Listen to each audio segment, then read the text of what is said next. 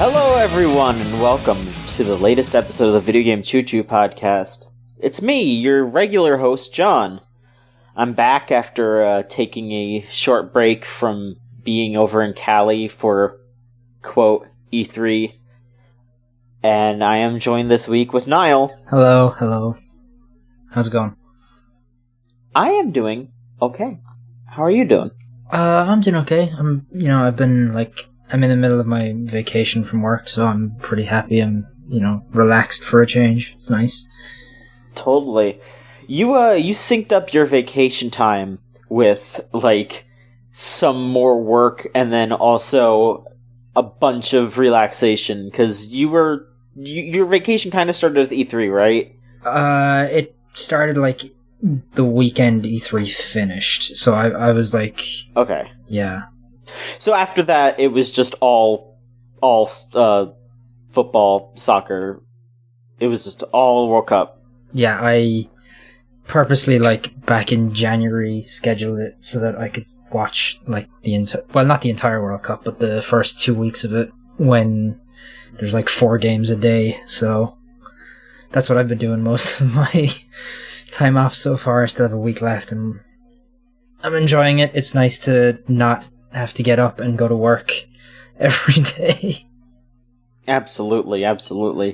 How have you been? I mean, you kind of said that you've been enjoying watching it, but how are you feeling about the World Cup so far? Who you rooting for? How have the games been? It's been pretty entertaining. They've introduced a video referee like they have in, hockey or football or whatever, and that's kind of made things more eventful because there's been a lot more penalty kicks and stuff like that. So it's been very high scoring World Cup. It's been very entertaining. I've been having a good time so far. I'm not cheering for anybody super hard, but I would like to see Mexico do really well just because I like that team. So yeah, Ireland. Okay. Ireland didn't get to the World Cup, so okay. Yeah, I've kind of got no real dog in any fight, but yeah, if I had to pick a team, it would probably be Mexico. Okay. All right. Well, that is good. I'm glad that you're enjoying yourself and watching all the games and all that. And yeah. So, other than watching games, have you been playing any games to go along with that? Yeah, I've been playing a couple of things. I haven't dived super deep into either of the two things that I've been playing. I've only put 2 or 3 hours into each. But first thing I've been playing is I picked up Vampire. And I'd originally bought it right when it came out on PC, and then after playing it for an hour, it stopped working. And I liked it so much in that first hour that after I got a refund from Steam, I picked up the PS4 version, and that game is if you went back, if you told me this is a game from 2009 that THQ put out, I would be like, yeah, that absolutely makes sense. It is the most B-game-ass B-game you will ever see in your life, and I kind of love it for that. It's broken and janky in really silly ways, and it doesn't look great, and the voice acting is really bad, but it's got the kind of novel, weird ideas that you don't see in a lot of big studio games these days, and I really appreciate that it is trying to do something cool and different. And I think it succeeds for the most part, even if it's sort of more than the sum of its parts in a way, if that makes sense. There's nothing about the game that would stand out by itself, but its novelty and its systems that it's using come together in a way that is really endearing, and you can't help but like it, really, Okay. That is interesting. What kind of game is it, though? Because I feel it's kind of hard for me to have an idea of what the gameplay is, because it's Don't Nod, and they did, obviously their most well-known game is Life is Strange, and they also did Remember Me, if I'm correct? Yeah, that's right. Yeah, they did remember me. So, those are the only 2 games that I know of theirs. So, what kind of game is Vampire?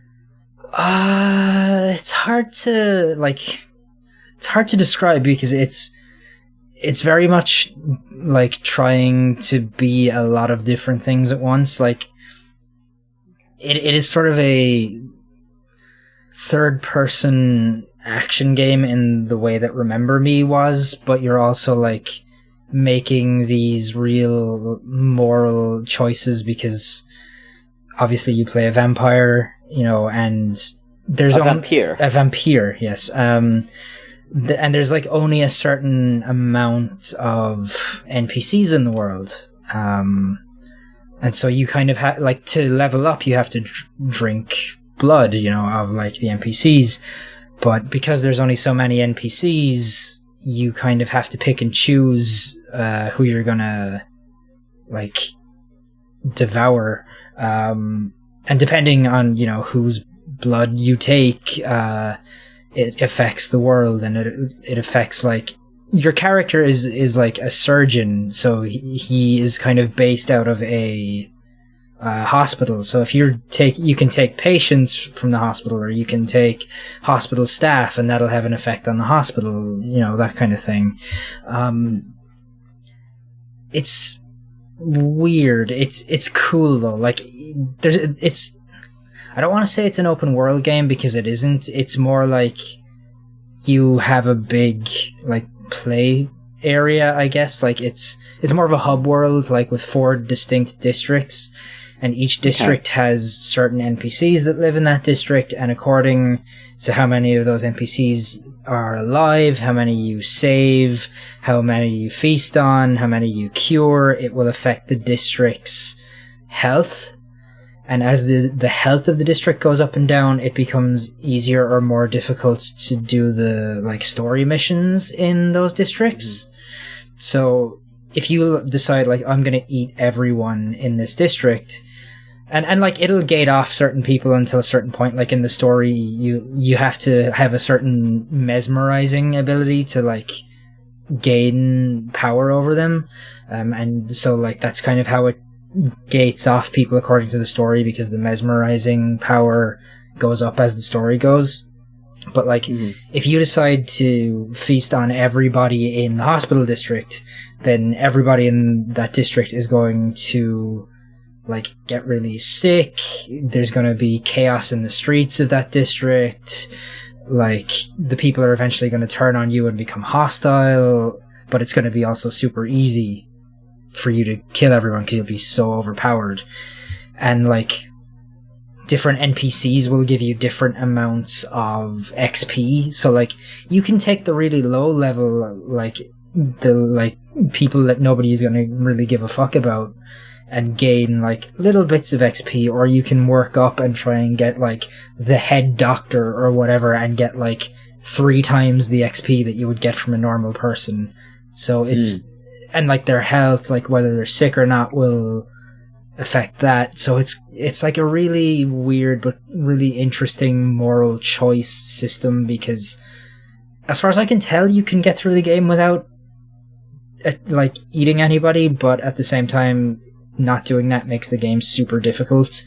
And like they ramp up the difficulty pretty quickly. Like I was originally going to do it without taking anybody, but like I got to that second district and all of a sudden like I'm only level 8 and I have like leveled 18 to 20 like enemies to fight, and it's suddenly like, oh, I have to go and I have to pick somebody to take, because if I don't, I'm gonna get destroyed. So it's like, it's interesting. And the combat is like, it's sort of, I don't want to say it's Dark Souls kind of combat, but you can see a Dark Souls influence on it. It's a lot of like, you'll be like accosted by usually no more than like 3 or 4 enemies at once, but it's all about trying to counterattack them, trying to draw one to you, trying to manage the crowd while because you'll take a lot of damage and get killed very, very quickly. And you kind of have to balance that. It feels a lot like Dark Souls, even though it's not quite Dark Souls in the way that its combat works. Mm-hmm. But like I said, it is janky as hell in a lot of ways, but I can't help but really admire what it's trying to be and like kind of love it for that. Okay. Yeah, no, that is really interesting that a game like that was made in this kind of era. It's a little hard to get those like B games out the door, but I'm glad that it exists in a way. So I guess a question that I do have though is that like you did mention that you can get through the game without really killing anybody or without like sucking anyone's blood. So the main character is a vampire though. Do they have like the hunger? Do they need to feed? Or are there just like specific characters where it's like, oh, that's a bad character. He eats them, and then it's like, oh, okay, that levels you up a little bit, but not enough to make a big impact. It's kind of like he's like he definitely has the thirst, but because he's like a doctor, you can tell that he's super conflicted because he wants to help people. And like it's set during the outbreak of the Spanish flu in London after World War One. Mm-hmm. So it's like you're in the middle of an epidemic anyway, so it's sort of he wants to help cure people, but he also has this excuse as to why somebody would suddenly go missing and die. Okay. But yeah, it feels like it could be doing more to like show that he has the thirst, although like I said, I'm only a few hours in at this point. Like when he wakes up as a vampire, they do like a pretty good job of showing the thirst as he bites that first person, which turns out to be his sister. But like at the same time, it pays like very surface level homage to a lot of the vampire tropes, and it finds an excuse to, do it. Like at the start he walks out into the sun and his skin starts to cook, so he eventually takes a job as like the night shift head at the hospital to give you an excuse to be out in the dark all the time. Right. Like it finds ways around that stuff, but I feel like it could be doing more, definitely, to just communicate that. Like he doesn't ever seem to be struggling with his decisions, at least so far. Maybe that'll change, or maybe that changes depending on like how you play. Yeah, because the first person you're given an opportunity to drink the blood of, you witness him like commit a murder, and then you can just like immediately take him. So like it does kind of present you with characters who you maybe don't feel quite so bad for. But the characters that are there, definitely, like, as you progress, definitely seem well-rounded. Like, it's got this almost Mass Effect-y, like, character, or, like, dialogue tree kind of thing. And as you go through, conversations with different characters, you learn things about other characters, which opens up new branches with those other characters and things you can talk of. It's novel and it's cool, but it definitely feels like a game that could have been, like, if they had a lot of money, this would have been something really special. But it's still really good. It's still really, like, charming in a weird way. Okay. One other question, just because I'm being a vampire nerd, I guess. So, when you drink the blood of somebody, does it just kill them, or can you, like, make thralls and shit? So far it just kills them. It, like, absorbs their consciousness in a way, though, so, like, after you feast on somebody, you get, like, this weird, like, inner monologue from them, where they're, like, talking about their lives, and as you're walking around for a few minutes. But that's about it. Yeah, so far that I've seen, you can't make undead. Okay. Alright. Well, that's everything I guess I needed to know, because I'm, like I said, that was just my, vampire nerd, oh man, let's talk about Van Helsing for a little while. What's that dude got going on? No, I'm just... I mean, the lead character in Vampire is named Jonathan, so, there you go. God, hush. What other game did you play? I played a couple of hours of Call of Duty Black Ops 3 because they gave it out for free at E3. I've never played a Call of Duty game before this, I don't think. Maybe for 20 minutes once. It seems okay. It seems alright. You shoot people and you have really bad parkour controls, and yeah, it's sort of everything that I had always assumed a Call of Duty game was. Yeah, so this is gonna be very stupid. God, here we go. That game seems really strange compared to other Call of Duty games in the story mode, at least. Mm-hmm. And I found that out not because I really looked up the game or anything, but last night I was hanging out in a sync tube with just me and friend of the site, Steven. You may remember him from early Chooch. So I was just hanging out with him, and we started talking about how dumb and goofy Neptunia games are, and how nobody in Japan likes them and all that shit. Uh-huh. And he just dropped a video of Call of Duty Black Ops 3 reskinned with the Neptunia characters. Okay. But as the video went on, we kind of stopped paying attention to the Neptunia reskins and just kind of started paying attention to how weird the actual story of Call of Duty Black Ops 3 was.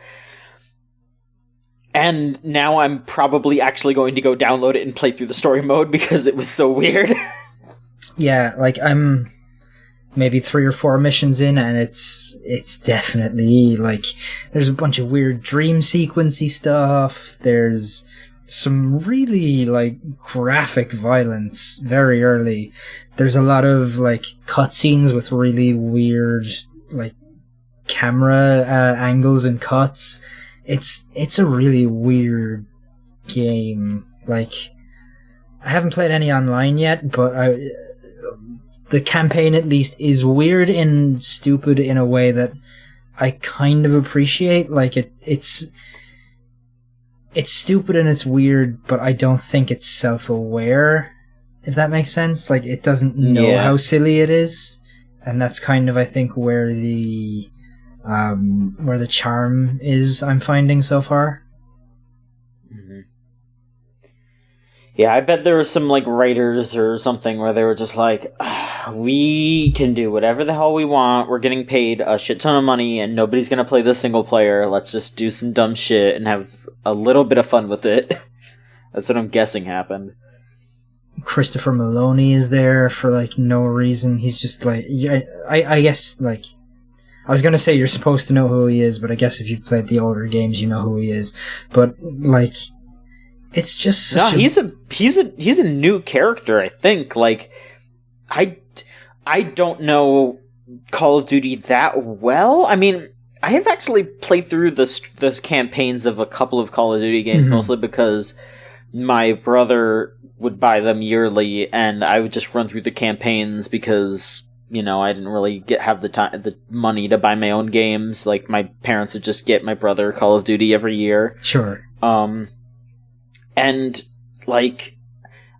I've played all 3 Modern Warfares, and I think I played the first 2 Black Ops games, the single players. Mm-hmm. And I think Black Ops 3 is super in the future because they started to do Advanced Warfare, and Black Ops 3 was in the future, and then Infinite Warfare or whatever the fuck is the one that's 300 years in the future or whatever the hell. Yeah, all these future-based games, and then everyone started peeing their pants over it, and they were alright, well, I guess we gotta go back to World War II because y'all are fucking weird, and then it sold like crazy, so I don't know why people are the way they are, but anyway. Yeah. It looks weird. it's weird and it's silly, and there's robots and there's a bunch of weird like cyber stuff, and yeah, it's silly. It's good. I like it. I like it enough that I would be tempted to try and play it online. Like, and I think that's about as like positive as I could get on Call of Duty. I do actually own Infinite Warfare. I actually bought it like the week before E3 because I found it brand new for like $4.75. All right, but I haven't even installed it yet. But then they said Black Ops 3 is free, so I figured maybe people will start playing it. So yeah, I'm sure they will. Yeah, I'm sure it's a weird game. A weird game, but it feels good, which is the main thing, I guess. Although it is like, because obviously like I'm playing it on PS4, but for the past like year or whatever, because I don't play that many shooters to begin with, but the shooters I have been playing, I've been playing them all on PC, like Rainbow Six and PUBG and stuff. So going back to like the dual analog sticks on a PS4 controller after using a mouse and keyboard feels really weird. Like it feels both slower and less precise in a weird way, and I don't know. Like maybe I should just stick to playing games on a PC in future. Yeah, but like, yeah, it's an alright game. I like it. Maybe I'll just plug a mouse into my PS4. I bet there's people that do that. There has to be. There has to be evil villains out there. It's criminals. So I thought that we could maybe talk a little bit about E3. Not that much, because obviously there's a shit ton of coverage on the site, and we also did our favorites and least favorite stuff on our little mini episode a while back. And I'm sure Scott and Zach talked about it a bunch last week. But I wasn't there. And you weren't there either, so we could talk a little bit about it. We could talk about what we liked. Yeah. Niall, is there anything you really want to go in on, real quick? Yeah, it was like I said this in the like wrap up that we did, but it very much felt to me like a real like late period E3, like late in a console cycle E3. Like, it's still too early to be really talking about the next gen, but there's nothing, like, super novel or interesting coming out from the big studios at this point, which is kind of, like, a shame. I thought Resident Evil 2 looked great. I'm a huge fan of that, of, like, the original version, so I can't wait for that. Yeah, there wasn't a ton of stuff that really blew me away. I am kind of interested in, like, because Microsoft has had that Game Pass now for a few months, and EA are now, like, at E3, we're like, yeah, we're doing the same thing on PC. So I'm kind of interested in this idea now that at least the big publishers are going to start moving towards this, like, Netflix a la carte type service model. So I'm wondering, like, if a year from now are Ubisoft and Sony and Activision and Square all going to be like, yeah, give us $100 a year and you play all our games. Like, how that could, like, affect games as an industry, I think, is really interesting. Because obviously we're seeing this push from the major developers and publishers towards this, like, games as a service model. So I'm really interested to see how economically they're going to try and make that work. Like, because you always hear, like, EA especially trot out the, games are so expensive to make thing when they, you know, screw the fuck out of their consumers. So it's going to be interesting to see how that like pre-existing party line of what the major publishers say and like uses their fallback for their shitty practices comes in with this like, you're actually going to have to, you're not going to have to pay us hundreds and hundreds a year to play all our games. You only have to pay a portion of that now. Like, so I one thing I will say, I did see a report that said that Sony is actually gearing up to turn PS Now into a like Game Pass sort of thing. Yeah, where they're going to have more current PS4 games. Yeah. So, you know, I think that is something that's going to be pretty consistent over all the consoles. I mean, other than the Switch, but the Switch is such a different beast. Yeah. Like,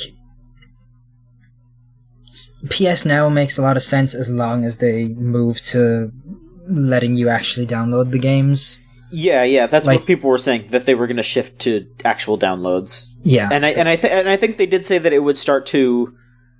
I mean, I don't know if this was confirmed. They definitely said PS4 games, but man, that would be really cool if that also included PS3 and other stuff, because then, hey, backwards compatibility. Like, they should do that.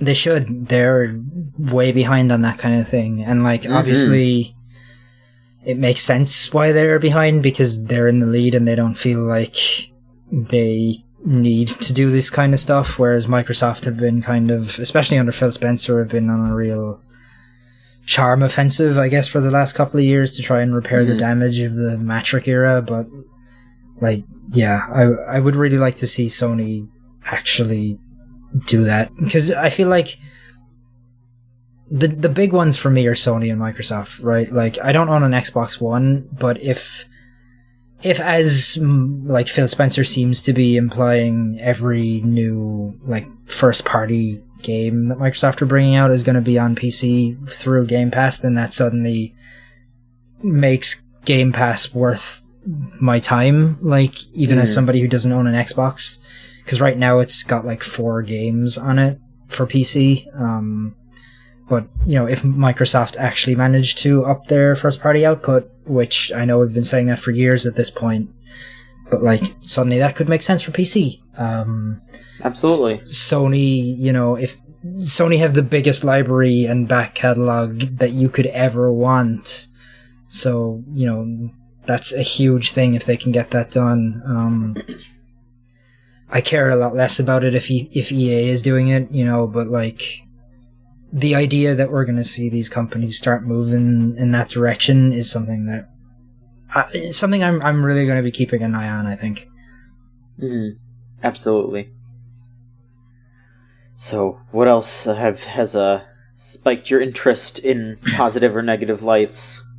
There wasn't a whole lot else super positive. I thought, like, I'm still interested to see what that weird Elijah Wood horror game is that Ubisoft are doing.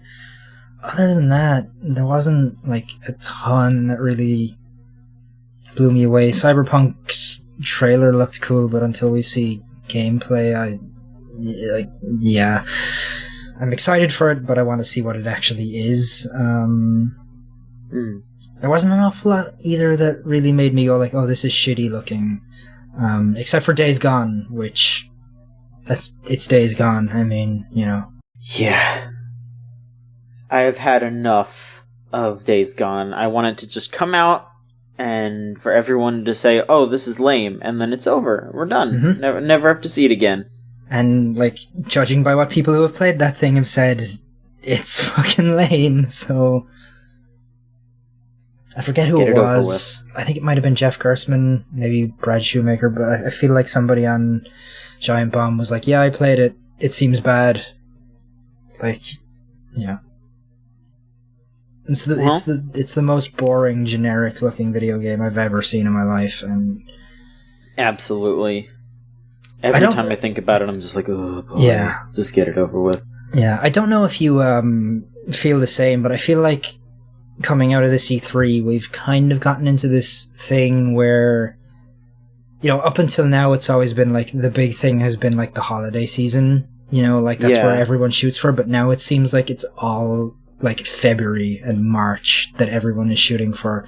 Like, you look at this upcoming like February, March, like Q1 next year, and it's already packed, like, and it was like that a couple of years ago as well, when you had like Horizon and Yakuza and Zelda and like all this stuff come out in like at like the end of the fiscal year.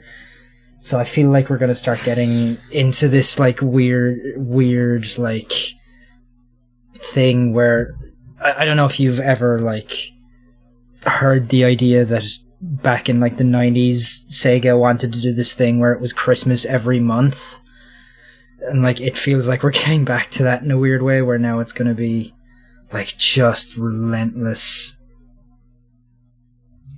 I kind of feel like it might not be as on purpose as you might think. At the very least, I don't think it was at first, because I kind of feel like those, like the Switch, when the Switch came out, of course they had to have Zelda on it, and I think that they just put the Switch out when they wanted to. But like for Horizon and Yakuza, I feel like those two games, as good as they were kind of gambles, and I think they were put where they were because they were like, okay, we could just put these here. If they don't do very well, then okay, we'll live. But they were great, and they were huge successes, and I think that definitely helped maybe make February look like a better place to put games out. And then, especially with this year, I think that the holidays are going to be... People are going to be steering clear of the holidays because there's a new Red Dead coming out this year. Sure. So that's probably why they're going to just be like, alright, yeah, y'all can do that. We're not going to be able to stand up to Red Dead Redemption 2. Like, you know, Spider-Man's going to come out like a little while before that, so Spider-Man can deal with it. Mm-hmm. You know, like Nintendo's going to have like Pokemon, and Smash Bros. Is in December, and it's like those two games they'll sell no matter what, because, I mean, a good portion of their market is different from the Red Dead one, and then even then, like, you know, they're still extremely huge games, and people are going to want to buy those games. And there's still like a month between like Red Dead and Smash and Pokemon, so... Exactly. Yeah. But yeah, I think that maybe the kind of weird, like, timing of February might just be because, you know, that's just how it kind of shook out, and then it became really successful. Yeah. Resident Evil 2 could just come out whenever, I kind of feel like, because that game is going to sell too, because as soon as they revealed, like, oh, it looks like Resident Evil 4, everyone's like, okay, I will buy it, because that's exactly what I did. I was like, yes, Resident Evil 4 too, I'm here. Yeah. But yeah, I am glad, though, that it is spreading out a little bit, at least. I hope it spreads out more, because I do feel like there are still some months where nothing is coming out, and it's just like, alright, whatever. Like, if there's just like a game a month, a big, nice game a month, that'd be cool. Yeah, like two or two, you know. Yeah, that's like, that's kind of more what you want, I guess, than like what it looks like we're gonna have next year, where everything from Resident Evil to Rage to just about to Crackdown, which if maybe Crackdown won't actually come out, but like so many games, Devil May Cry 5, like all this stuff in February and January. It's I wonder why Capcom is putting out both of those games. Like, I mean, maybe they think that DMC 5 is such a like separate thing. They don't think it'll be as popular, maybe. But I could definitely see DMC 5 being another Monster Hunter thing where it takes off, because it definitely looks like it's like it has the Devil May Cry vibe to it, but from what I have seen, and also from what Devil May Cry fans that I know have seen, yes, I'm not just talking about Rose is included, though. Yes. But people that I know that really like Devil May Cry, they have said that it does seem a little bit more simple. Mm-hmm. So I could see them being like, yeah, this will be the Devil May Cry for people to kind of get in and see what's up with it, much like how Monster Hunter World was. I could see them trying to do that again. Yeah, I could see that, but I feel like they're... while I could see that, I think they'll probably go back to the old formula, because it feels like they really want to, I guess, take the lessons of DMC, but like bring them into that more old style Devil May Cry. But like, yeah. Yeah, because there are still hints of that game in this new one. He does a fucking kickflip on his sword in that trailer. Like, Yeah. That game. I mean, there's stuff like that in the old Devil May Cry. Yeah, there but, is. You know, guess, but... I think it's a good conglomeration. It takes the stuff that people liked, and it takes the stuff that people liked from the old games, and puts it all together. I think that's the smart thing to do. Yeah, I agree. Mm-hmm. So what about you? What did you like and dislike about E3, John? So, I will just get out in front and say that I actually agree with a lot of people and think that Nintendo's conference wasn't great. Mm-hmm. I thought that some of the stuff they showed was cool. I am really looking forward to that Daemon Ex Machina game. That looks very good. Yeah. But, you know, like them showing a shit ton of Super Mario Party and showing this big long trailer for Xenoblade Chronicles 2 DLC, which I'll talk about Xenoblade a little bit here, but a little later, but like, they don't need to do that much, especially when, you know, people that like Xenoblade already know they're going to buy that, and you're not going to be selling anybody on DLC for that game. Even if it is standalone, like, that shit is going to be so impenetrable. And then the 20 minutes of Smash Bros. While I enjoy that, I absolutely understand that the average person would not get almost anything out of that. It was not for... It was for someone like me. It was not for someone like the average consumer, and I do think it was kind of a bad idea. I think they should have done some kind of Smash Bros. Direct, like, around now. Like, they could have been like, hey, it's a few weeks later, let's do a Smash Direct, just talk about all the different stuff. Like, if they just had Sakurai walk out and be like, hey, here it is, Smash Ultimate, everyone's back, also, here's Ridley. Like, that's all they really needed to do. Like, all the stuff where he was talking about, like, directional air dodging, and, oh man, here's these different special things that were, like, they didn't need to do all that. It should have been, like, 5-10 minutes at the end. But... Smash Bros. It looks so good. I'm so happy they brought back everybody. Snake looks super good. I'm interested to see all the other characters that got brought back. I will be honest though, I am a little bummed that they are no Waluigi. Well, honestly, they can fucking keep Waluigi. Wow. Yeah, I mean, I was on the side of Waluigi for a long time, and then people started being shitty to Sakurai in the name of Waluigi, so I will not stand for it. Waluigi will only be added to Smash once the people deserve it. That's what I say. Anyway, I am a little bummed that they didn't add more new characters over old characters. I think that the focus on old characters is a little too nostalgia baity. Like, I'm glad that Snake's back, obviously, but, like, who the fuck wants Pichu? Like, we don't need 3 Links in the game. Like, you know, like Snake and Wolf, maybe, and, like, Ice Climbers. They could have brought them back and then done some newer characters, but I don't know. There's some assist trophy characters that I really think should have been actually playable. Like, fucking Bomberman is an assist trophy. Yeah, Bomberman should have been playable. That's fucking crazy. I wouldn't be surprised if they added Bomberman as DLC, like, at some point. Nah, I think, like, once they're an assist trophy, they stay an assist trophy for that game. They are not going to put Bomberman as a playable character. But so this is a rumor, but I talked about it previously, and it kind of seems to be real now, because the guy who leaked all that stuff about Smash that I talked about a few weeks ago sounds like it was real. And, he confirmed that Snake was coming back, that Ice Climbers were coming back, that Ridley was going to be new, and then later on, right before the showing, said, yeah, it's going to be called Smash Ultimate. So he confirmed all these things. And the 2 things that he said that didn't get announced were Simon Belmont being playable, which I definitely believe, because the Smash Bros. Page says that there will be 66 characters, and they said that they have shown 65. So Simon Belmont being the last character wouldn't be too surprising. And then they said that there would be some kind of Minecraft representation. Oh god. Like a stage or an assist. Not a playable character, but like Steve and an assist trophy, or some kind of stage. The Minecraft high school stage. Please.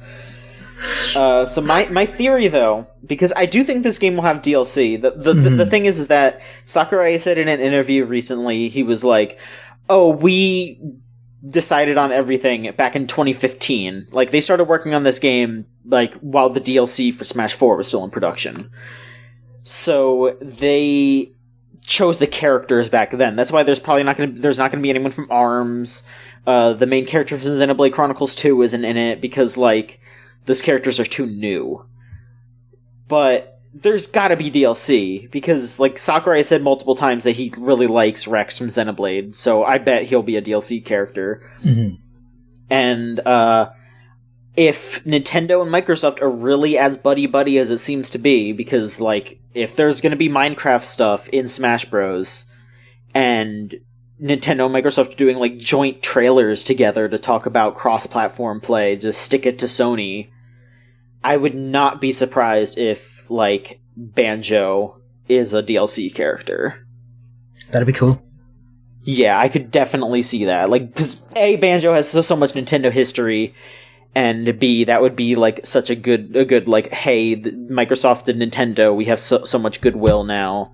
I could see that.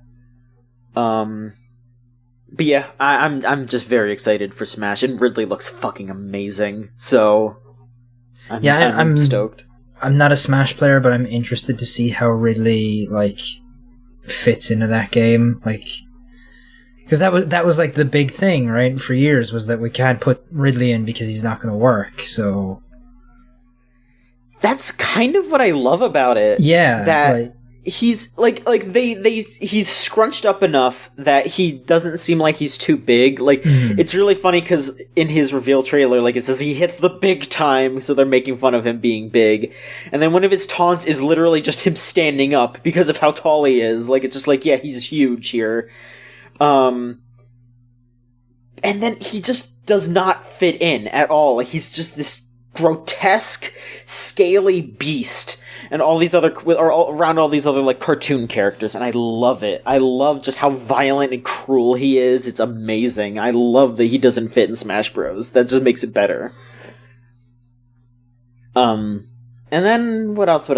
Yeah, Spider-Man. I am very excited about Spider-Man. Sinister Six stuff is a really good way for them to take that, I think. Absolutely. And just the gameplay. I was sitting there with Mike, watching the gameplay of that game, and as we were watching that, like, we both just started, we were like gasping a little bit, like putting our hands over our mouths, just being like, they did it. They made Spider-Man 2 too. Like, oh my god, they did it. We were noticing little things, like how the HUD elements, like the waypoints and all that, they were the same colors and the same shapes that they were in Spider-Man 2. And we were like, yes, they're doing it. It's so good. It looks so good. I'm extremely excited for Spider-Man. I cannot wait for that game. I really liked the like little touch in that trailer of like every time, once the Sinister Six like reveal themselves, every time Spidey like gets a hit in, it's always on Vulture. Like, he's just fucking Vulture up. I thought that was really funny that like everyone else was kicking his ass, but every time Vulture comes near him, he just gets a shot in at him. It's so good. Fuck Vulture. Yeah, honestly. Very good, very good. I hope they have a pizza delivery minigame in that. They have to. They gotta do it. They gotta at least make reference to it. I mean, if they are basing this game so heavily off of Spider-Man 2, they absolutely have to at least make some kind of reference to it. Just, there has to be a pizza store you can walk into that plays the song, at least. I hope so. I really want... I honestly really liked a lot of the stuff that Sony showed off. Like, that Sony presentation was not good, but... No. No, it was not, but the actual games they showed were great. Like, Spider-Man looked amazing. I didn't care for Last of Us, so, you know. No. But Ghost of Tsushima, I am very interested in Ghost of Tsushima. Like, I'm tentatively excited, but like, that first showing definitely piqued my interest. Yeah, it has some, like, really gorgeous camera work. Like, it's very, like, evocative of, old samurai movies in a way that is really... Absolutely. Like, I'm really into that. They did their homework. Yeah, absolutely. I hope that game comes together the way it looks like it might, because it looks great. Mm-hmm. So... Absolutely. And then pretty much everything you said about Resident Evil 2, I also feel, because, that looks very good. I am especially excited because they already confirmed that Hunk and Tofu are going to be in it. So. Yeah. God, I can't wait. And they also said the fucking giant alligator is going to be in it. Yeah. I can't wait to see that. The one thing I'm really hoping they do is I hope that they put Akuma in, like that old April Fool's joke. Oh, yeah. I hope you could play as Akuma, yeah. Yes. That seems like something they would do. Yeah, that's definitely... Like, even if it's just, like, a reskin of Hunk like Tofu was, I would still love that. Just give him, like, one... Like, give him a Hadoken or something on top, but still, like... Just put Akuma in. He's so good. Yeah. And finally, I will just say, God, I am so stoked for Doom Eternal. Yeah. Doom Eternal, they're making another Doom, and it's hell on earth! Yes! I can't wait to see it. I think BlizzCon, they said, was it?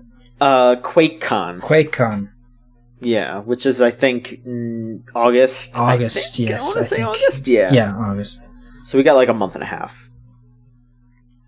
Very exciting stuff. I wouldn't say there was anything that I was too pissed about this E3. Like you said, I was just kind of like, to a lot of the stuff. Mm-hmm.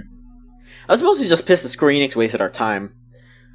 I was hoping that Square Enix would actually show a fucking game. Yeah, no Final Fantasy VII. No.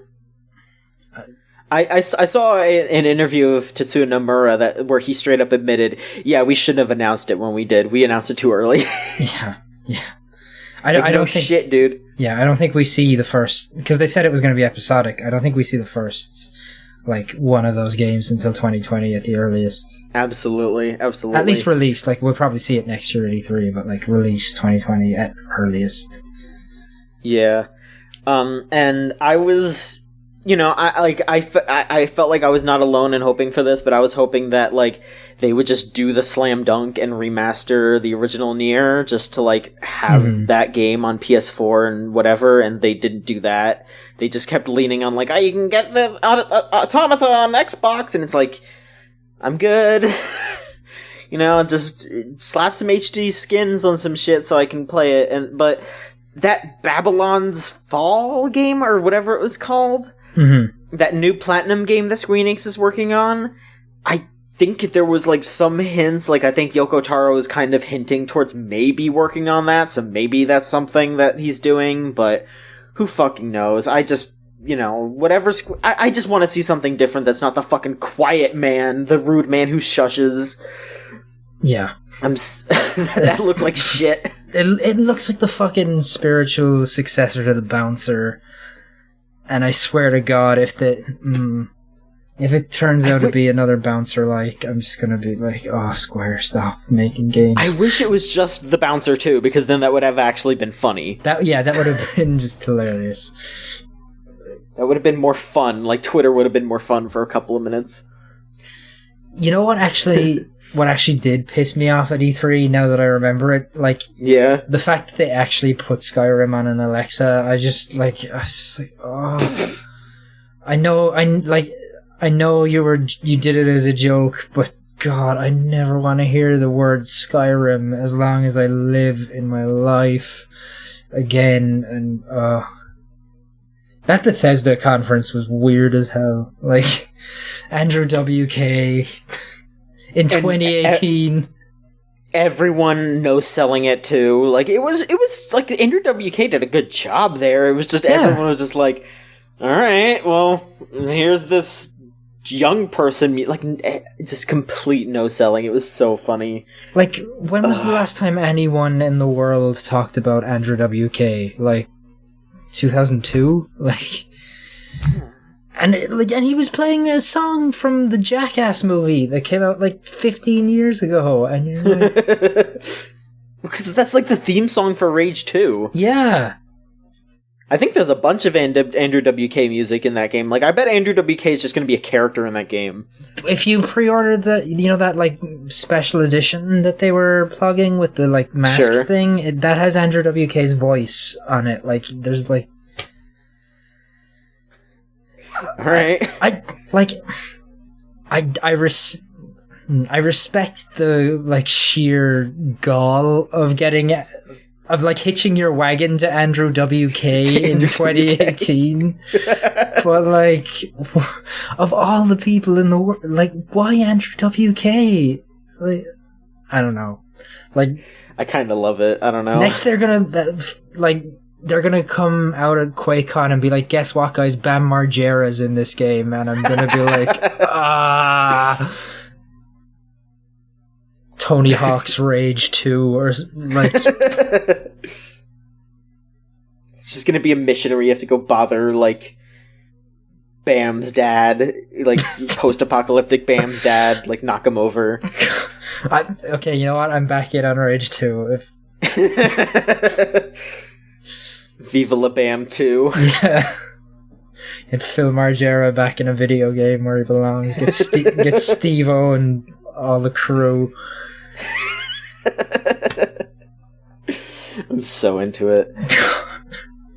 But yeah, E3 wasn't horrible, but no. Yeah, like Microsoft's already saying that they're going to show their next console next year. So we got to be ready for that shit. 2020 is new consoles. That's the reality of this situation that we're living in right now. 2020 is absolutely going to be new consoles.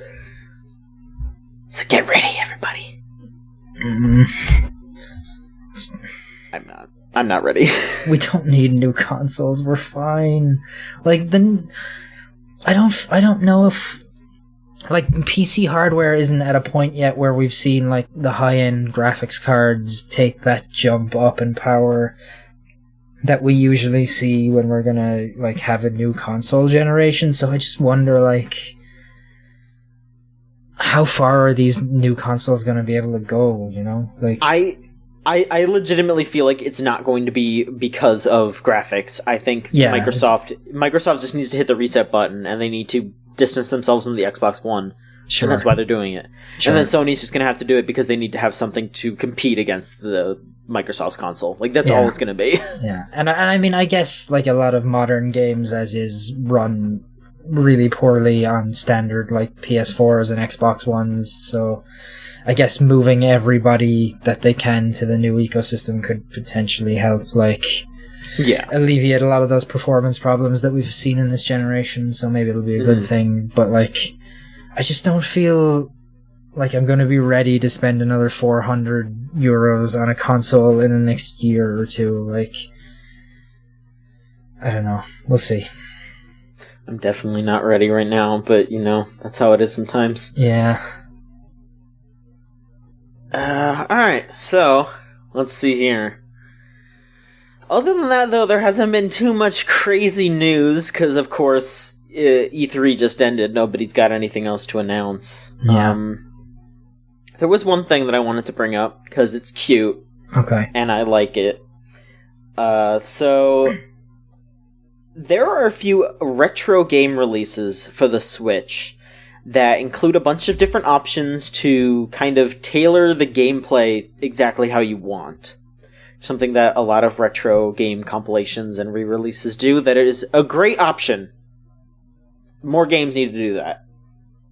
But one thing that these Switch compilations often do is they give you an option to vertically flip the display, so that way your Switch is displaying it like up and down, so it looks more like an actual arcade cabinet.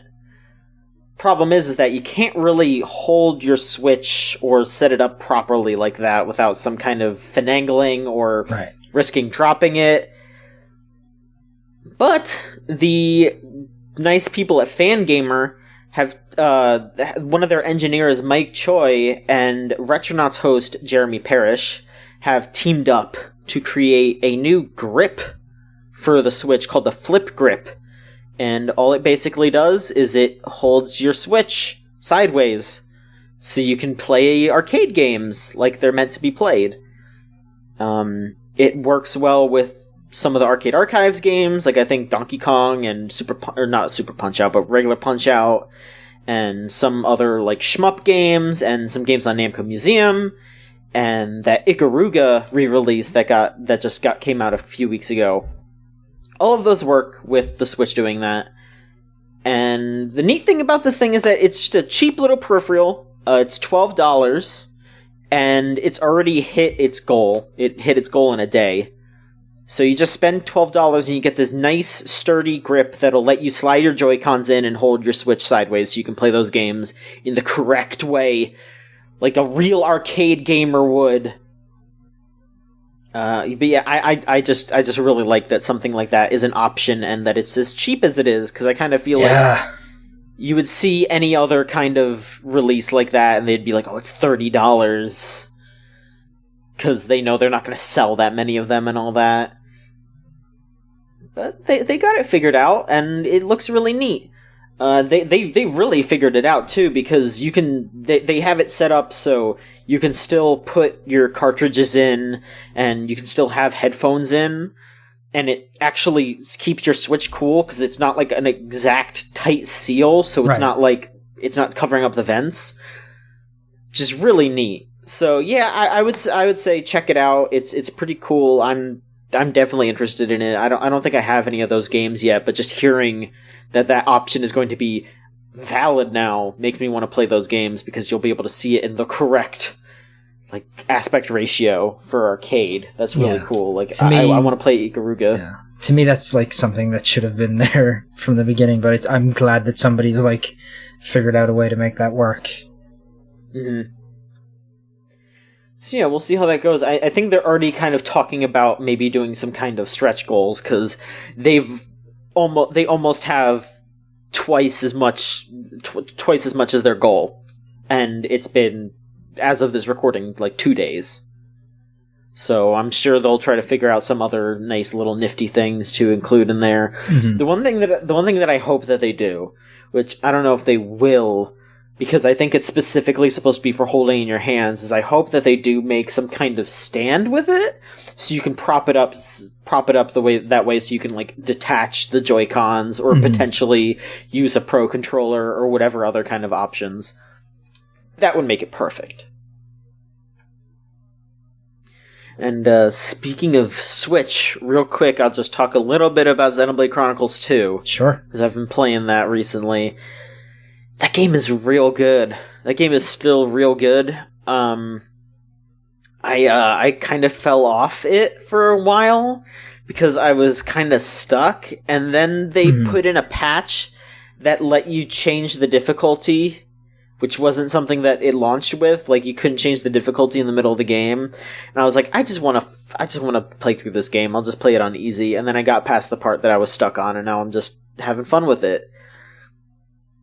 It's solid. It's a solid, fun RPG with some really fun characters, and man, I wish it wasn't such a hard sell because of some of the character designs. Yeah. I really wish that I didn't have to go, yeah, that design for Pyrrha isn't really great, but she's actually like a really fun character that I ended up caring for a lot, even though she's like basically in a bikini.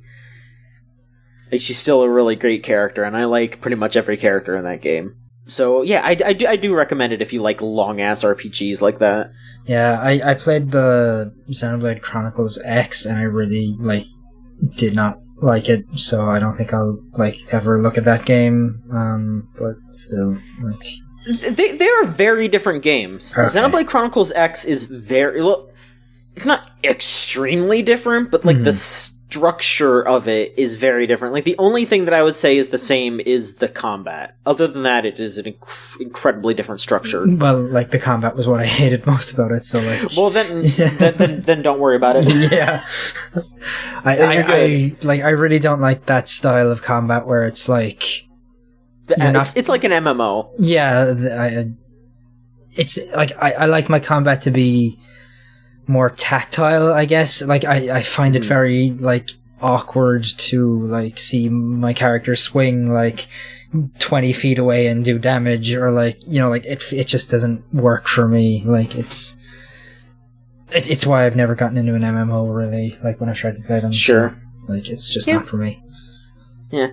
Well, my recommendation is basically just me saying, if you can look past that, and yeah, the funny thing is that it's like not as horny as you would think. Like there's like a couple of bits where it's like, okay, sure, but then like there was this like extended bathhouse scene where it was just like them hanging out, and like there was no like, oh man, is someone gonna peek at somebody? Like there was none of that, and I was just like sitting there like, I was just like, when's it happening? And then it just ended, and I was like, okay. Like it was weird. It was almost weird. You saying that just like reminded me of like a few parts in Detroit Become Human, where I was just like, oh, here we go, David Cage is about to do creepy sex stuff, and he didn't, and I was like, holy shit, he showed restraint in this scene for the first time in his life. Oh my god. That's a game I played a few weeks ago. I haven't been on the podcast since. I wrote a review of Detroit. Don't play Detroit. It's I'm not going to talk about Detroit. I'm not. You know, you can do whatever you want, Niall, but you know what? Stay safe. A friend of mine yesterday sent me a screen cap from an AMA David Cage did recently on Reddit, where he talked about how he was considering making his next game about gender issues, and I just want to die. Don't. David Cage, if you're listening, please don't do that. Do anything else. Don't do that. Please don't do that. David Cage, if you're listening, instead of trying to talk about any kind of issues or whatever, just make a detective game. Yeah, please. You almost made a good detective game. Just do that. Just look at LA Noire and, like, do something kind of like that. Okay? Just chill. Please chill. Niall, is there anything else you wanted to talk about? Yeah, I was going to bring up a different news story, but then I remembered this happened just like a few minutes ago, and I want to talk about this instead. So the Atari VCS. Oh boy. Yeah. It's looked shady since pretty much the get-go. But a few months ago, the COO, I believe, of Atari, maybe it was the CEO. I want to say it was the COO, sat down with the Register, for an interview, and they were not kind in the article they wrote. And it kind of went under the radar until just the other day, when Atari got wind of it, when somebody posted, the link to that article on their Facebook page saying, hey, this article says that your prototype wasn't a prototype and didn't work, and that you didn't know anything about what was going to be inside the thing, and you couldn't answer any questions about it. What's going on? And Atari basically responded by saying, this is fake, we don't know where this has come from. And so now the outlet that they gave that interview to the Register has posted the audio logs of that full conversation, and it is rough. It really seems like it could be a repeat of the Coleco Chameleon disaster.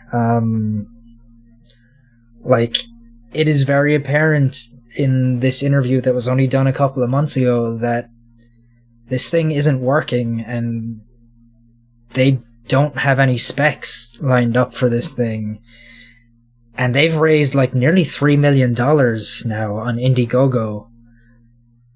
And they've already been in trouble with this thing for faking like prototypes of Tempest 4000 running on it, for faking multiple prototypes. And, you know, the reason you go to Indiegogo is because you don't have a prototype, and Kickstarter won't let you on that site without a prototype. So, if by any chance somebody listening to this has pledged to the VCS thing, like, I would be really worried. Like, obviously Atari is not the Atari that, existed 30, 40 years ago, but... Absolutely not. These people really don't seem to know what they're doing. Like, these people seem more interested in putting speakers in hats and putting their logos in, like, Blade Runner. Like, obviously, we haven't seen this thing yet, but it's worrying. Like, I almost wish that they just stayed putting their logos on shit, because that would have been at least, harmless. This is, like, gonna screw over a bunch of people, and because they saw Atari and they kept hearing, oh man, is Atari coming back? They're making a new console, that's exciting. And no, they're just gonna try to shove a Linux machine into a case, and then people are gonna buy it, and it's gonna be a piece of shit, and then in like a year or so, everyone's just gonna use it for emulation, because it's gonna be like $50. Yeah, and I mean, like, they're talking about getting games on this thing, like, that are platform exclusive, or at least they were at one point. But, like, if you're claiming that this thing is a Linux machine that doesn't actually run anything, and doesn't work, and doesn't have Linux on it, and you're, like, showing Windows games as prototype, like, what the fuck are you doing? Like... Yeah, it's not good. I don't know if you can pull a pledge from Indiegogo, but if you can, and somebody listening has actually, like, pledged on this thing, like, maybe you should hold off until they deliver, if they deliver, because it's looking rough right now.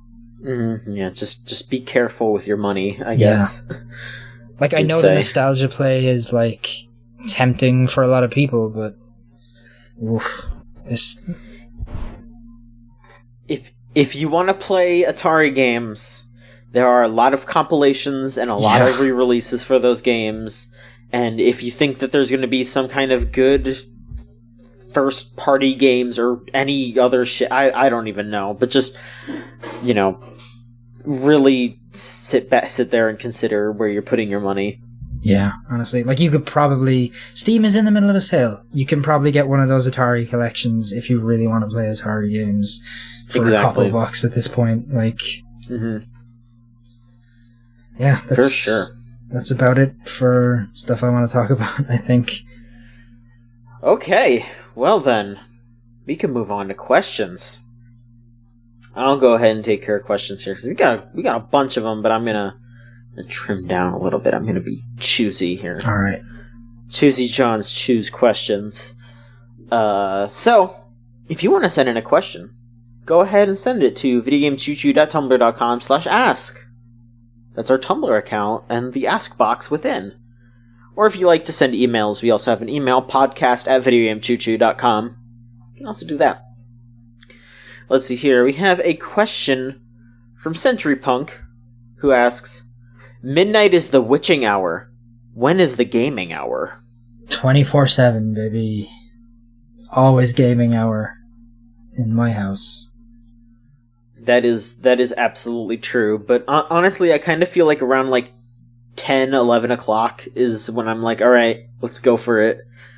That's the gaming hour for me. Yeah, for me, because of the hours I work, it's usually like 3 a.m., but yeah, that's the gaming hour. The gamer's hour. The gamer's hour, absolutely. Okay, here's a question from the Mighty Mighty Boss Stones, who asks, are there any developers or studios that don't have their own E3 conference that you think should? Not really. Yeah, I mean, I think right I think the better question would be, like, which ones have one that shouldn't anymore? Because, man, Square Enix. Yeah, Square Enix. Like, I feel like EA might as well not have one at this point. Like, if all you're gonna do is show, like, your big upcoming game and then sports and then bring a nervous Swedish man out on stage, like, you can kind of skip it. You can kind of just get that on Sony's stage at this point. Yeah, Activision haven't done one in a long time. I mean, I think with their recent upswing, and if it continues to go, maybe Capcom would be interesting, like some sort of half an hour to 45-minute long thing where they're just like, hey, here's the new Monster Hunter stuff, here's the new Street Fighter stuff, and announce like one or two other games. Like, I could see them pulling something off like that. Yeah, I would honestly like to see pretty much everyone pivot to that, like, Nintendo Direct style.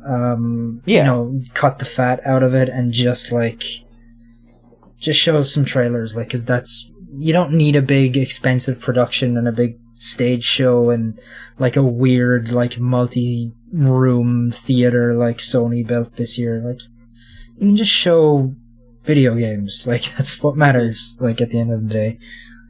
Absolutely. Yeah, I would say Capcom might be interesting as long as they continue to do better and then, you know... Yeah. Let Konami come back. No. Bring Konami back. No. Or hell, you know what, just it doesn't even have to be Konami, because he's not involved in there. Just give Tak Fuji, like, 15 minutes every year.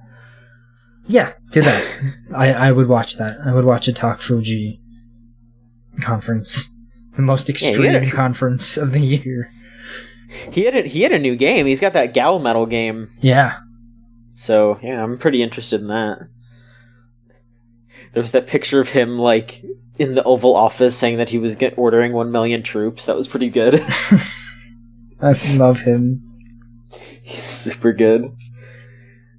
Let's see here. We have a question from Anonymous, who asks, which video game would drive you to perform a demonic ritual in order to ensure it never, ever gets remade out of nostalgia? So, I'm just gonna say real quick that this specifically says out of nostalgia. So, I think that if a remake did happen and it was for like gameplay or other reasons that wasn't just preying off of nostalgia, I think that would be valid. Because like this Resident Evil 2 remake, it's like that's like such a valid remake. Like if they were gonna make a Resident Evil 2 style remake of maybe your favorite game, then that would be fine. Mm-hmm. But think of something that you don't want them to just slap like HD onto. Let's think. It's a good question. Oh, I know exactly which one. Uh-huh. Super Smash Brothers Melee. That's pretty much the perfect one. Yeah. Never. Never.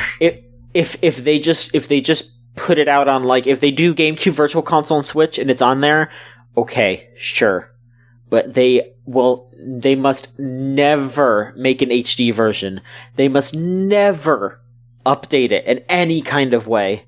It needs to exist in some kind of historical, like to keep it as a thing, sure. But never update it. Don't touch a single fucking pixel on that game. And I'm not saying it because, it needs to be kept perfect. I just don't want... I don't want to hear them. You know what I mean. Everyone listening, you know exactly what I mean. I don't want to hear it. Do you have an answer, Niall? Honestly, there's nothing coming to mind. There's a part of me that is like wants to say like 20 years from now, I don't want to see somebody get nostalgic and remake Detroit Become Human.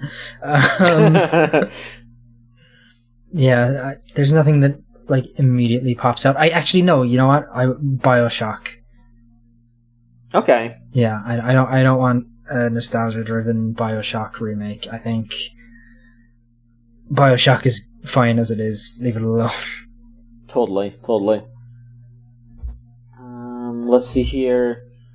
We have an anonymous Tumblr user who just asks, opinion on dragons. Do you have an opinion on dragons, Niall? They're good, I guess. Yeah. I think it'd be cool. Yeah. You know, I got nothing against dragons.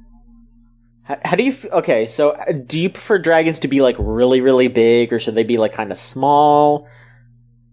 How do you feel about bigger dragons? I like a nice big dragon, you know, like... you know, I like my dragons big enough to, like, guard a fort, guard a castle. Okay. You know? Yeah. Like that dragon in the first Dark Souls. I like that kind of dragon, you know. How do you feel about, like, the sort of European dragon versus the Asian dragon, though? Like, do you prefer them to have, like, all four legs, or do you like them to be more like a snake? I like the four-legged, like, classic fantasy dragon. I think that's kind of my go-to, I guess, for a dragon. Yeah. Okay. How do you feel about dragons, John?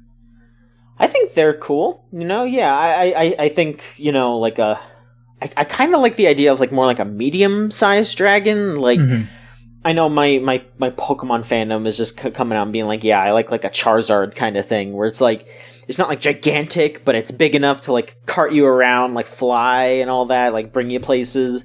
Something like that is cool.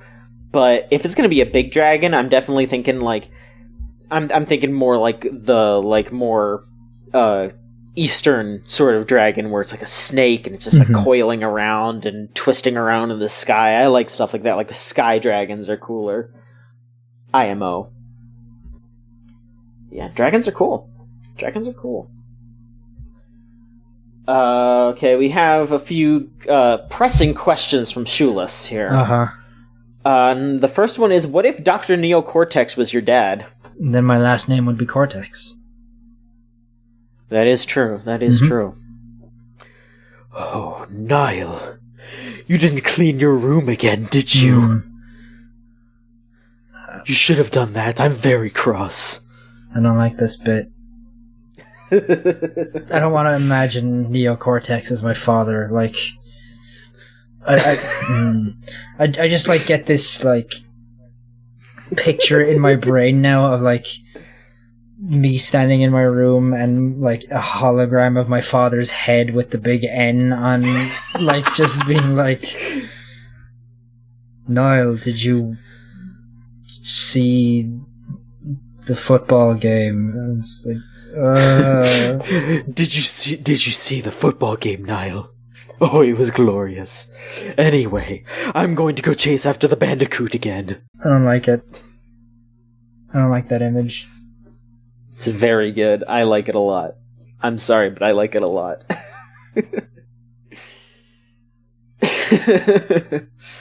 Our next question is also from Shulas, and he asks, how much has the world lost since the monsters at Nintendo decided to deflate Solid Snake's ass for Smash Bros. Ultimate? It's lost everything. Yeah. His ass is... It's nothing. It's nothing. Otacon's got to be fucking bawling his eyes out right now. Like, that poor dude. Jeez. For shame. Do you think it was Kojima's directive to make his ass so big the first time? Yes. Like, yes. He was like, no, you gotta make it bigger. Yes. And now he's gone and he has no say. Like, yeah. Absolutely. A funny little thing that people may not have noticed is that how every Smash Bros. Character has their, like, little, like, series logo, where Mario has the mushroom and all that. Sure. They changed Snake's, because in Brawl it was the Foxhound logo, and now it's the exclamation point, because the Foxhound logo is also Kojima Productions logo. God. It's so fucking petty. Oh, yep. I hate Konami. They're the worst. Absolutely. But, you know, we'll see how... I mean, look, if they put Simon Belmont in Smash, all will not be forgiven, but I'll at least be like, alright, okay, y'all. You're figuring something out, at least. Alucard's gotta be an assist. They gotta put Alucard in his assist trophy. If they're doing that. Alright, we got another anonymous question that asks, in all seriousness, I've been out of Pokemon since Gen 3. Are fire types still the worst? Are they the pits? This is on you. I haven't played Pokemon since like Gen 1, so... You have no opinion on fire types at all? I didn't use Charmander when I played. Like I was a Squirtle user back in the day. I think, did I have any fire types in my team? I don't think I did. I think, if I remember right, my team was mostly like ice Pokemon when I played that game, so ice and water, so yeah. Okay. I don't really have any strong opinions on fire Pokemon. What was the name of the, it was like kind of a duck, like a fire duck. I liked him. Fire duck?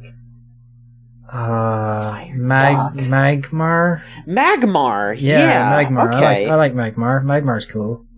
Yeah, they made a baby version of Magmar called Magby, and then they made an evolved form of Magmar called Magmotar, which nice. It has like cannons on its arms, and he's real chubby.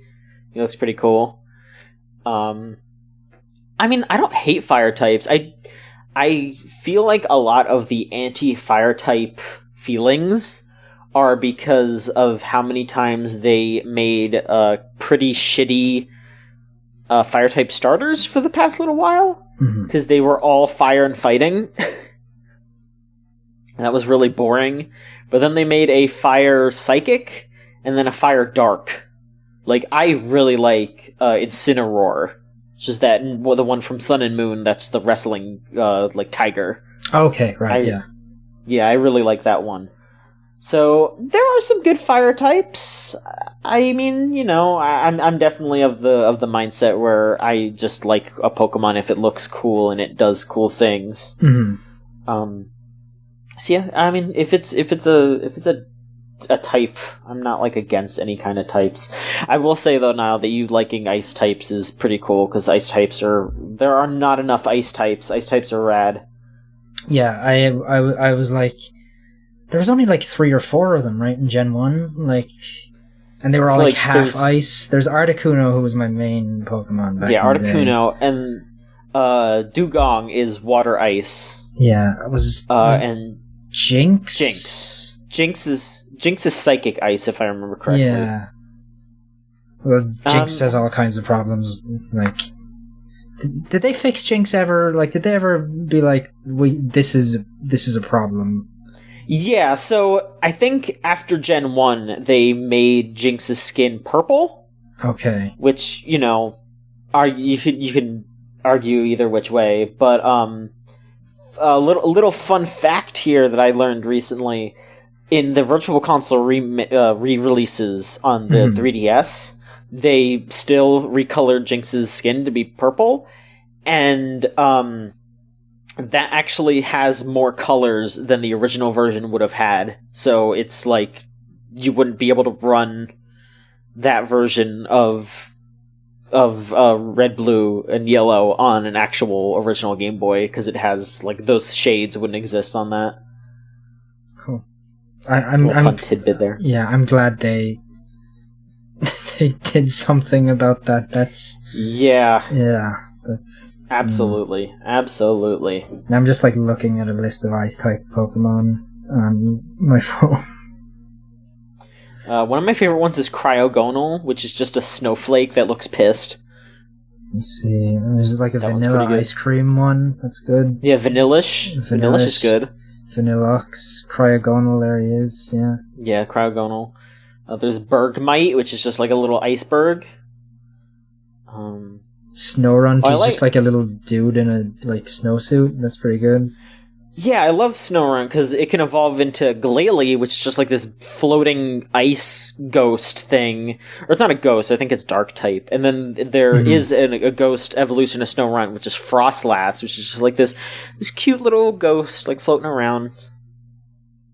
Yeah, there are some cool ice types. Glalie looks just a pissed off snowball. I like that. That's cool. Yeah, Glalie's cool. So I guess we prefer ice types over fire types. That's your answer. All right, we got a question here, another anonymous one that asks, "What would your alternate evil clone version be?" And they specifically mention Evil Ryu, Violent Ken, and Shin Akuma. So I guess to kind of. I mean, yours is Bad John, right? Bad John, I guess so. I was just gonna say, Evil Ryu and Violent Ken are them, all of those are them succumbing to the Satsui no Hado. So, I guess if we were to succumb to the evil within, Yeah, I guess I would just be Bad John. Yeah, Bad John. Evil Nile will be called. I don't know. That's tough. Like Angry Nile or something. I don't know. Angry Nile. Because I feel like I'm a pretty like level-headed person, so like I'm not super emotional. So Angry Nile is like Angry Nile. Yeah. Right. There you go. Angry Nile and Bad John. Hopefully we get the fan art of that of us like all like red fire crackling around us and doing like a Hadokens and shit. That's what we gotta do. Alright, we have an anonymous question that says, Video Game Choo Choo needs to talk about Yu-Gi-Oh! More. Nobody else is doing it. Look. There are people out there talking about Yu-Gi-Oh! Definitely. We don't have to talk about them, though. If you go to YouTube, you can find some people who make videos about Yu-Gi-Oh! And sure can. Yeah, they're people online, and they make. I haven't really been interested in trading cards for a while. I haven't really had the money to buy them and get interested in all that. So sorry about that. Yeah, I haven't played Yu-Gi-Oh! Like since I was like 13, 14 years old. So yeah, like we played it. Yeah, like we played it. Yeah, like we tried playing that like online Yu-Gi-Oh! Like a year ago, and that was fun. with Andy and Mike and there was like all these different card types that I was like, I have no idea what this is. What is a synchro card? Like I was trying to use like my old deck from when I was like 14 years old and being like, you can't. I was like, it's relinquished. It works. It's relinquished. But apparently it doesn't work anymore, so, Nope. Everything is banned. No Jar of Greed or whatever. No King and the Prisoner. Please bring back King and the Prisoner. You need to free the prisoner and resurrect the king. Oh boy. There was a fucking... I was watching the F-Zero GX cutscenes today because they were awful. And one of them are just like these little like fucking Pinocchio motherfuckers, and they do everything together. And it literally ends. Their ending ends with them going to shit at the same time. It definitely made me think. Mm-hmm. I thought about it for a while. All right, let's see here. All right, here I think we'll end off on this one here. If you want to send in questions again, go to videogamechoochoo.tumblr.com/ask or podcast@videogamechoochoo.com. It's the email address.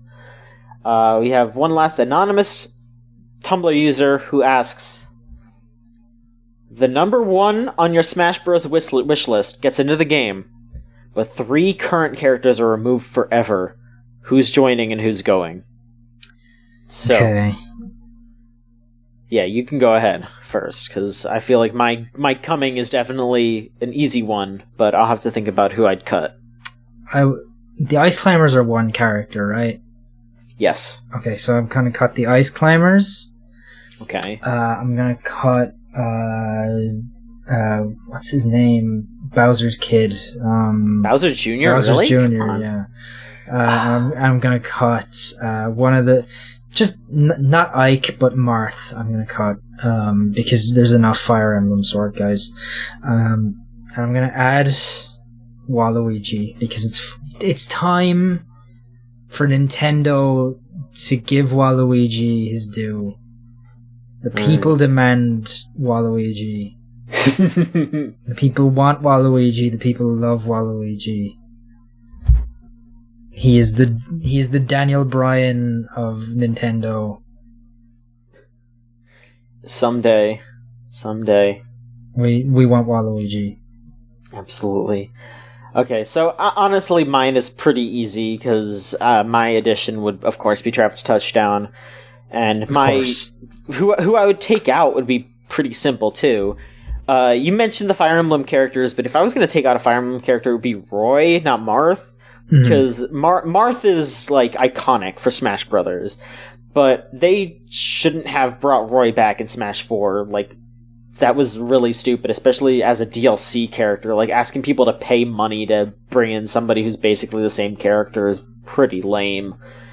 And I would take out Young Link, because I think having multiple Links is kind of lame, and them putting in effort to bring back fucking Young Link is really weird.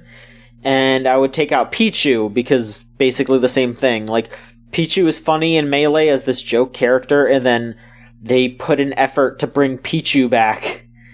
And that's just really weird. They didn't need to do that. Like, now that it's absolutely happening, it's kind of funny, because I'm like, yeah, you know, sure, bring Pichu back. You know, you brought everybody back. That's fun.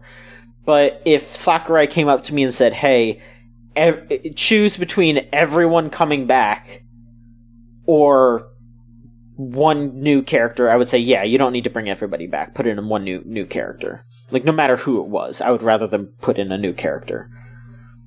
So yeah, those are my choices. It would be Pichu, Roy, and Young Link.